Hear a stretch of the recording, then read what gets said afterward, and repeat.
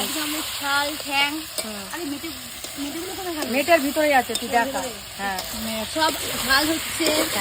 আর কি হবে সেটা বলতে পারছি না, আপাতত এখন কি দিয়ে খাওয়া হবে। রান্নাটা কে করছে দেখা, লাইটটা মার মুখে। Hi guys, Susmita Sen. I am Susmita Mallick. হ্যাঁ মল্লিক।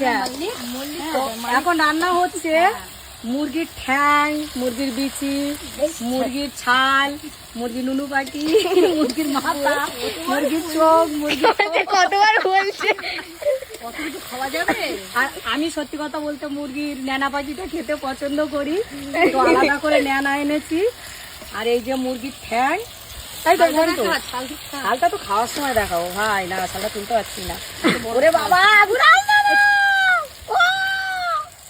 এই যে হচ্ছে ছাল,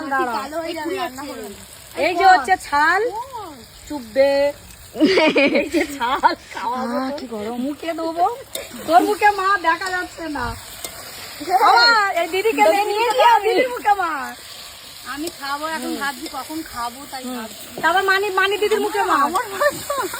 তো চলো গাইস, এই মানি দিদির বাড়িতে এসছি আজকে আমরা।